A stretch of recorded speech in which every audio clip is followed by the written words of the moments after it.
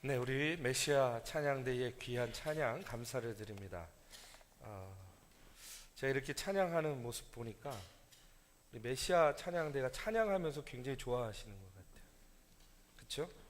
부르시는 분들이 기쁘게 부르시니까 듣는 우리들은 또 얼마나 기쁘게 들리겠습니까? 그렇죠? 예, 우리 메시아 찬양대 또 성탄을 맞이해서 귀한 찬양 들려주셨는데 우리 하나님께 다 같이 영광의 박수 한번 돌리시겠습니다. 네, 감사합니다. 이제 강림절 마지막 주일을 보내고 있습니다. 우리 내일 모레 이틀 뒤면 우리가 이제 성탄절을 맞이하게 됩니다. 이 자리에서 또 성탄 예배가 있는데 제가 알기로는 또 그때 메시아 찬양대에서 또 찬양 해주시죠? 네, 또 귀한 찬양 준비하고 있는 줄로 아는데 오늘 좀 맛배기죠. 예, 성탄절 예배 때 기대가 됩니다. 아마 하나님께서 굉장히 기뻐하시는 그런 찬양으로 영광 돌릴 것이다 생각하고요. 여러분들 또 내일 모레 성탄절 예배 참여하시고요. 이 땅에 오신 아기 예수님을 우리가 온 마음으로 온 정성으로 맞이하고 경배하는 저와 여러분이 되기를 주님의 이름으로 축원합니다. 오늘 이 시간에는요 마태복음 2장의 말씀을 가지고 그에게 경배하러 왔노라 하는 제목으로 말씀을 나누고자 합니다. 이런 이야기가 있습니다. 어떤 좀 부패한 시장이 있었나 봐요. 시장. 근데 그 시장이요 유명 화가를 찾아가서 자신의 초상화를 그려달라고 요청을 했어요. 이 화가가 이 시장에 초상화를 잘 그렸습니다. 그래서 완성된 초상화를 가지고 와서 시장에게 보여줬어요. 아니 그랬더니 이 느닷없이 이 시장이요 그 초상화를 보면서 이 초상화는 나랑 닮지 않았습니다.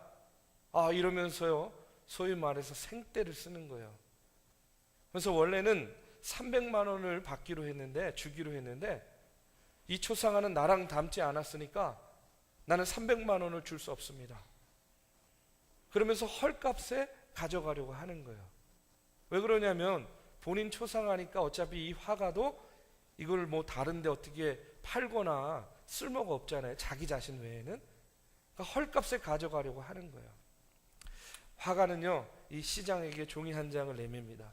그러면서 그 종이에 서명을 해달라는 거예요.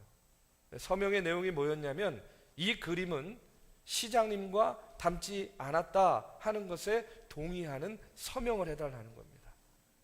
시장도 이 기싸움에서 지지 않으려고요 이제 거기에다가 서명을 하고 다음에 다시 그림값을 이야기하자 그러면서 이제 돌아갔습니다.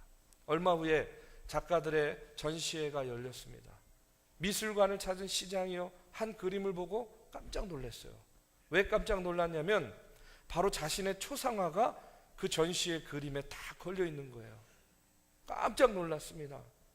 그런데 그 그림의 제목을 보니까 뭐라고 되어 있냐면 어느 도둑놈의 초상 이렇게 제목이 붙여 있는 거예요. 어느 도둑놈의 초상. 그러면서 그 아래 그 그림값이 매겨져 있는데 얼마가 매겨져 있냐면 3천만 원 이렇게 그림값이 매겨져 있어요.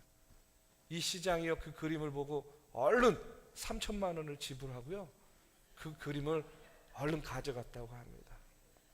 300만 원이면 됐을 것을. 그렇죠? 제가 이 이야기를 들으면서 그런 생각이 들었어요. 여러분 이 세상 만사라는 것이요 결국은 돌고 돌아서 우리가 뿌린 씨가요 돌고 돌아서 어디로 오게 됩니까? 나에게 오게 된다는 거예요. 여러분 내 입에서 나간 험한 말은요 가장 먼저 누구의 인생을 험악하게 하시는 줄 아십니까? 바로 내 인생을 험악하게 하는 거예요. 그렇기 때문에 믿음의 사람들, 성도들은 어떤 모습으로 살아가야 되느냐? 잠깐의 눈앞에 이득을 보는 것이 아니라 경건하고 거룩한 삶으로 우리 인생을 살아가야 된다는 그런 이야기입니다.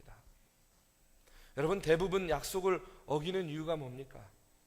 그것을 통해서 그냥 눈앞에 작은 이익을요 취하기 위해서 약속을 어겨요.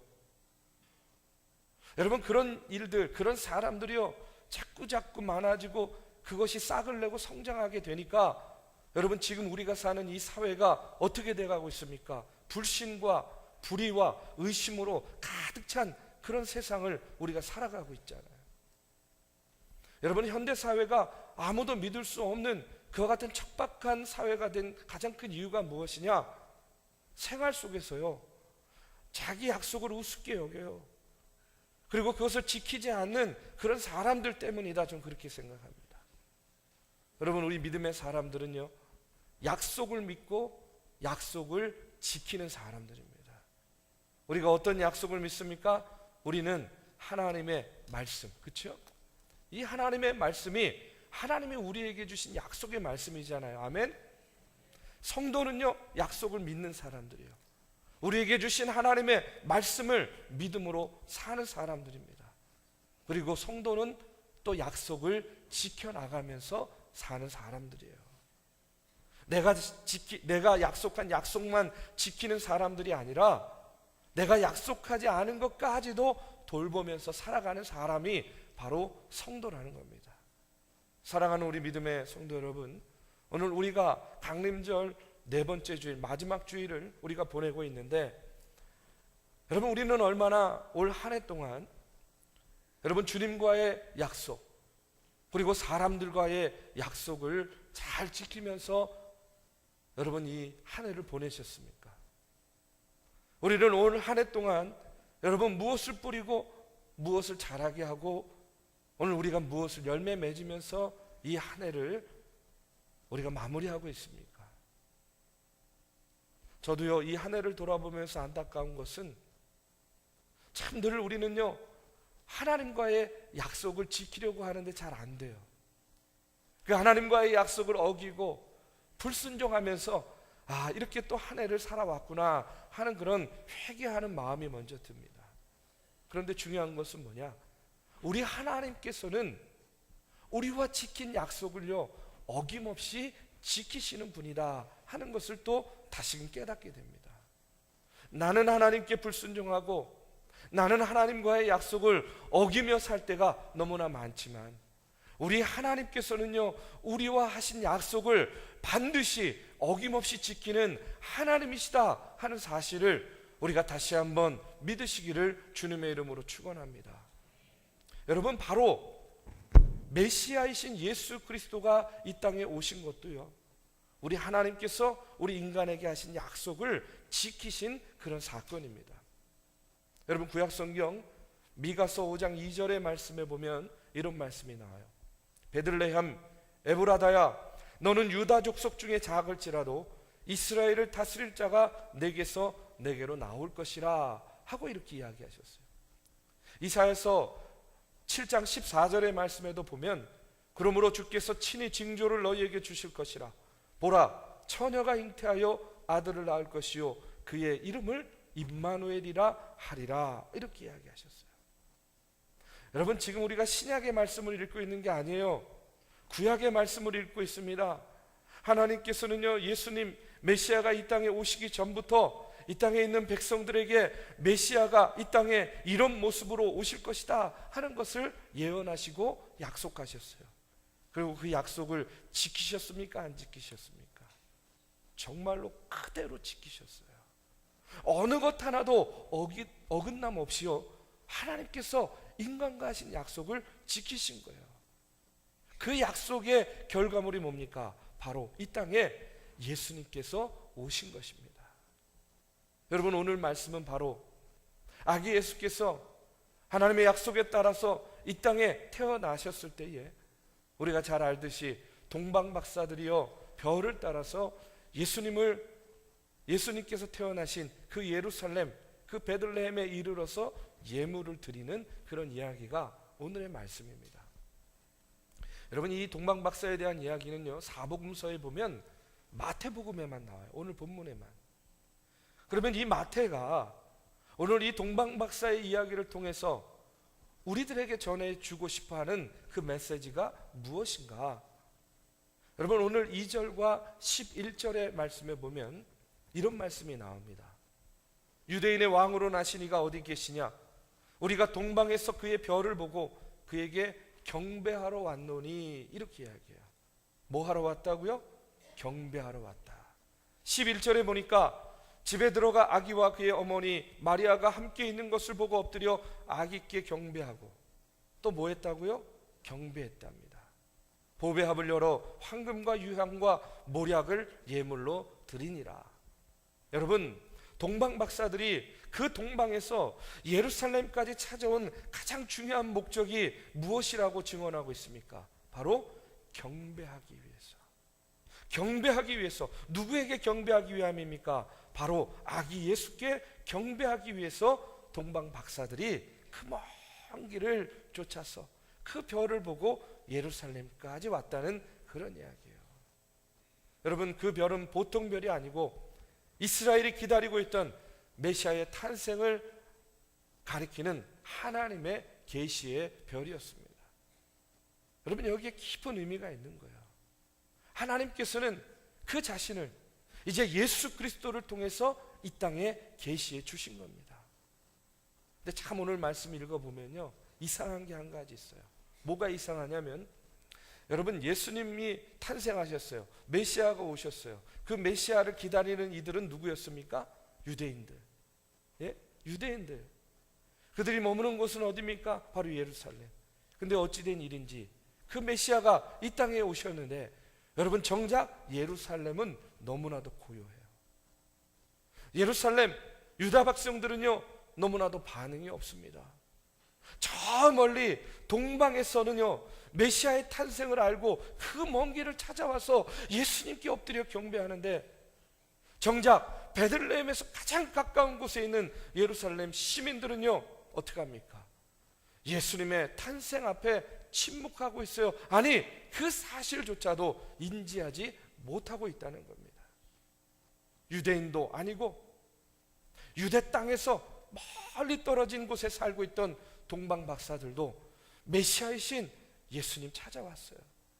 여러분, 이런 걸 보면 그런 생각이 듭니다. 여담이지만 여러분, 지리적으로 뭐냐 가깝냐, 사실 이것은요 그렇게 중요하지 않은 것 같아요.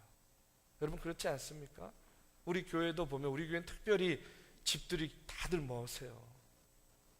그런데도 보면요, 집이 머신 분들이요, 예배 시간에 그래도 제일 먼저 오시는 것 같아요. 어떤 분들은요, 막 1시간 전에 오세요. 예. 여러분, 중요한 것은 뭡니까? 집이 뭐냐, 가까우냐, 지리적으로 멀리 떨어져 있느냐, 가까이 있느냐, 이거 중요하지 않아요. 여러분, 뭐 서울대학이 우리 집에서 멀리 떨어져서 못 갑니까? 그런 건 아니잖아요. 예?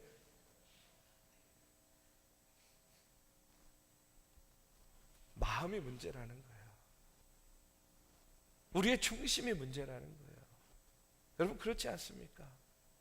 여러분, 하나님께서는요, 우리에게 역사하실 때 언제나 시간과 공간을 초월해 가지고 역사하시는 분이에요. 하나님은 동방에서 영혼의 구원을 그렇게 목마르게 기다리고 있던 동방 박사들에게 메시아의 탄생을 알리셨습니다. 그리고 그들은 별을 따라서 아기 예수께 경배하기 위해서 그 먼 길을 오신 거예요. 여러분, 왜 경배하는 것이 중요한지 아십니까? 잠언 9장 10절의 말씀에 보니까 이런 말씀이 나와요. 여호와를 경외하는 것이 지혜의 근본이요 거룩한 자를 아는 것이 명철이니라. 아멘. 여호와를 경외하는 것, 여호와께 경배하는 것, 여러분, 이것이요 지혜의 근본이랍니다. 거룩한 자를 아는 것이, 이것이 명철이라고 이야기하고 있어요. 참 지혜는 그렇기 때문에 여호와를 경외하는 겁니다. 여러분, 참 지혜자는 여호와를 경외할 줄 아는 자가 참 지혜자라는 그런 이야기예요.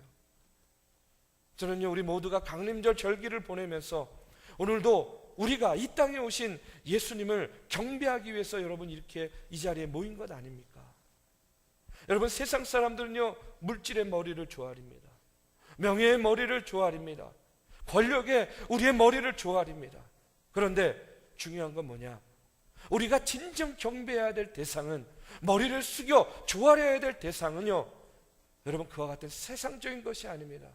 이 땅을 구원하기 위해서 이 땅에 오신 바로 예수 그리스도께 우리가 머리 숙여 경배해야 될 줄로 믿습니다. 동방에서 온 동방 박사들은요, 아기 예수가 메시아이심을 믿고 그에게 경배드립니다. 저는 이 동방 박사들이 참 지혜자다 이렇게 생각해요. 저와 여러분도 여러분 참 지혜로운 자로 이 땅을 살아가야 되지 않겠습니까? 그러기 위해서 우리가 먼저 해야 될 것이 무엇이냐?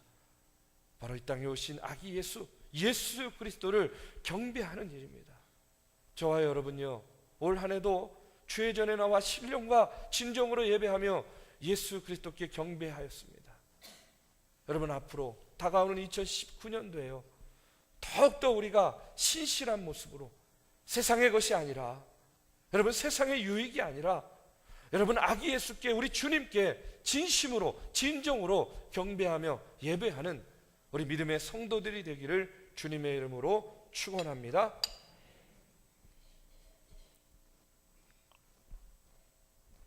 그렇다면 우리가 이 땅에 오신 아기 예수님께 경배해야 될 텐데 무엇으로, 어떻게 경배해야 되겠는가? 오늘 11절의 말씀에 보니까 이런 말씀이 나옵니다. 집에 들어가 아기와 그의 어머니 마리아가 함께 있는 것을 보고 엎드려 아기께 경배하고 보배합을 열어 황금과 유향과 모략을 예물로 드리니라, 이렇게 나와요. 동방 박사들이요, 아기 예수께 경배하는데 어떻게 경배했냐면 황금과 유향과 모략을 드리면서 경배했다, 이렇게 나옵니다. 여러분, 그 당시에 이 황금과 유향은 왕을 아련할 때 드리는 예물이었어요. 그러니까 가장 귀한 거죠. 여러분, 임금께 나아갈 때 아무거나 가지고 나갑니까? 가장 귀한 것 가지고 나가잖아요. 마찬가지로 이 동방 박사들이요, 아기 예수께 경배할 때 황금과 유향을 드려서 경배했다, 유향을 드려서 경배했다는 것은 무엇을 의미하느냐? 바로 이 아기 예수가, 지금 내 눈앞에 있는 아기 예수가 바로 만왕의 왕으로 오신 메시아입니다 하는 것을 그들이 인정하고 고백하는 겁니다. 그렇기 때문에 왕을 아련할 때 드리는 이 황금과 유향을 지금 아기 예수께 드리며 경배하고 있는 거예요.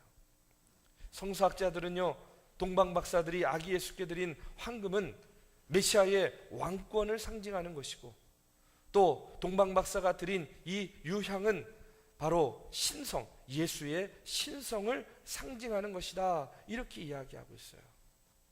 그런데 이 동방 박사들이 황금과 유향만 드린 것이 아니에요. 또 뭘 드렸습니까? 모략을 드렸어요. 근데 이 모략에 대단히 큰 의미가 있습니다.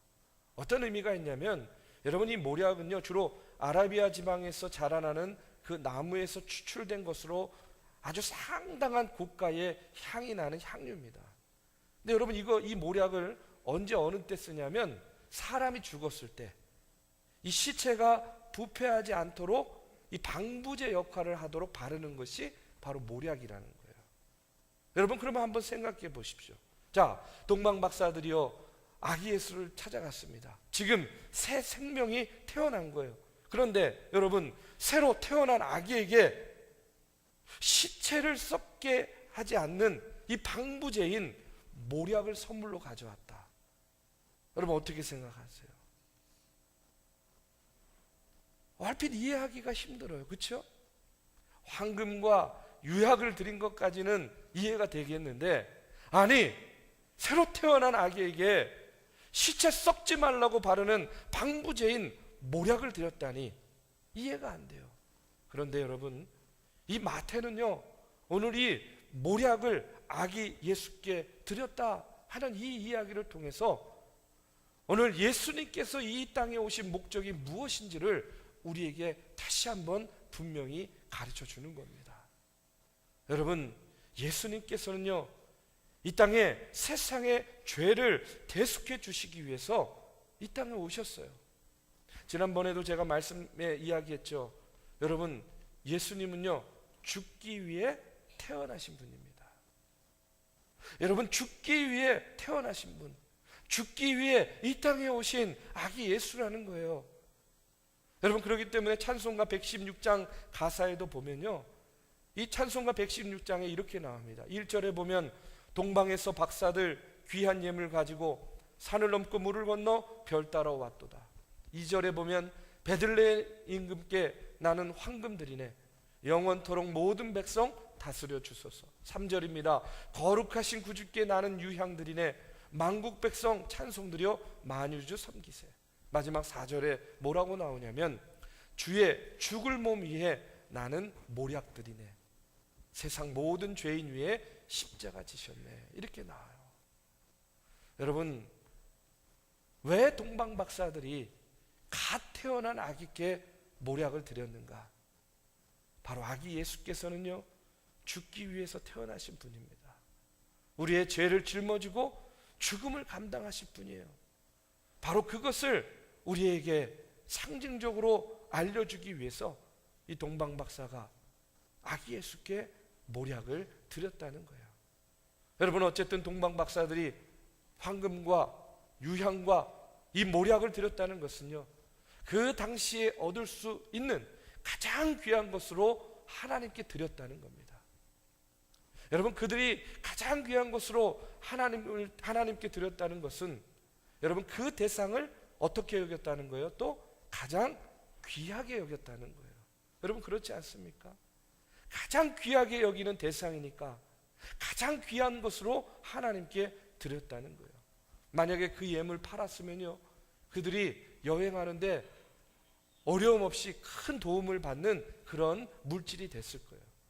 그런데 이 박사들은 이 소중한 예물을 자신들을 위해서 쓰지 않았습니다.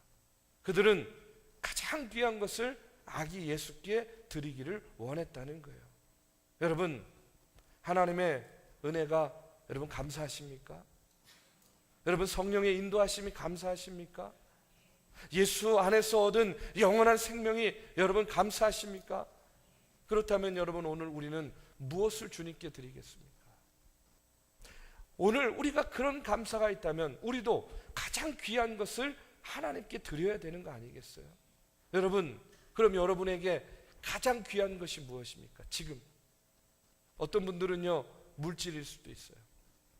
어떤 분들은 명예일 수도 있고, 어떤 분들은 건강일 수도 있고, 어떤 분들은 시간일 수도 있습니다. 또 어떤 분들에게는 자라나는 자녀들이 가장 귀한 것일 수도 있어요. 그런데 여러분, 그 모든 것보다 가장 귀한 것이 무엇입니까? 여러분, 생명 아닙니까? 생명.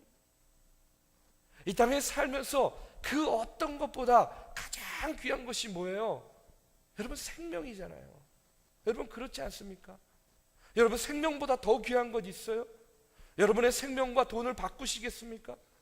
여러분의 생명과 여러분 명예와 지위를 바꾸시겠습니까? 오늘 우리가 이 땅에 살면서 가장 귀한 것은요 바로 생명이에요. 그러면 여러분, 우리가 우리 하나님께, 우리 주님께 가장 귀한 것 드리기를 원한다. 뭘 드려야 돼요? 우리의 생명 드려야 되는 거예요. 왜 이렇게 주저하십니까? 가장 귀한 것 드리기 원하십니까? 이제 아멘이 전혀 없으시네요. 생명 드리라니까. 가장 귀한 것 드리기 원한다. 그러면 우리의 생명을 드려야 되는 거예요. 그런데 여러분, 그러려면 우리가 지금 이 자리에서 어떻게 해야 되는 거예요? 다 죽어야 되는 거 아닙니까?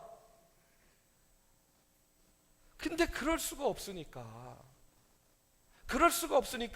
여러분, 이스라엘 백성들이 가장 귀한 생명, 내 생명 대신해서 뭘 드리는 거예요? 예? 재물을 드리는 거 아닙니까? 내 생명 대신해서 어린 양을 잡아 드리는 것이고 염소와 비둘기 잡아 드리는 거 아니냐는 거예요. 뭘 대신해서? 내 생명 대신해서. 그렇다면 오늘 우리도 마찬가지 아닙니까? 오늘 가장 귀한 것 드리기 원하는데 내 생명 드리지 못하니까 우리는 또 뭘 드리는 거예요? 우리가 할 수 있는 최소한의 헌신으로 우리가 헌금 드리는 거예요. 왜냐? 여러분, 우리가 드릴 수 있는 헌신 중에 가장 쉬운 헌신이요 뭔지 아십니까? 물질의 헌신이기 때문에 그래요.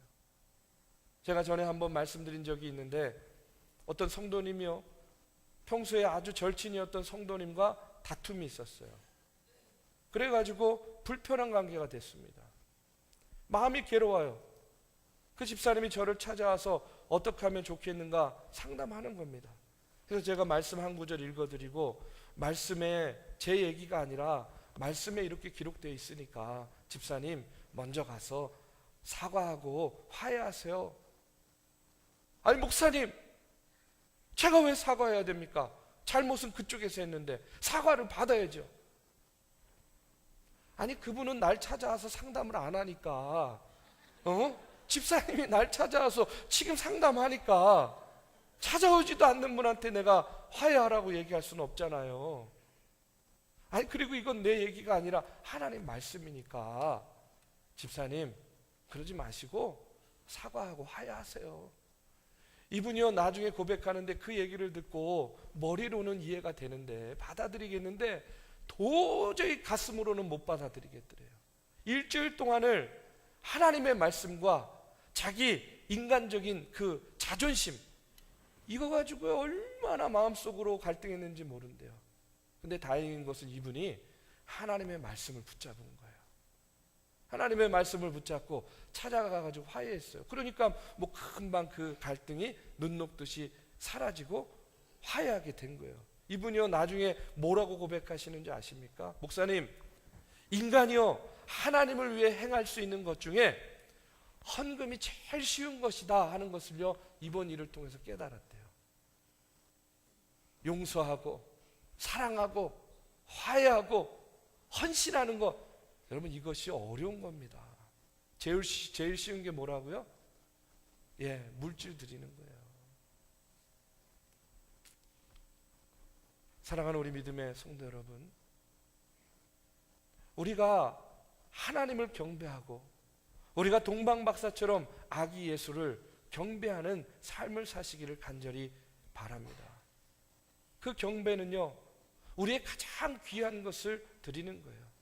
여러분 그것이 물질이든 시간이든, 여러분 건강이든, 여러분 지혜든 지식이든, 여러분 하나님께서 여러분에게 주신 것을 가지고 여러분 동방박사와 같이 정말로 우리가 섬기는 그 대상, 그 하나님, 그 예수 그리스도를 가장 귀하고 값진 마음으로 섬기면서 여러분 경배하시기 바랍니다. 예배하시기 바랍니다.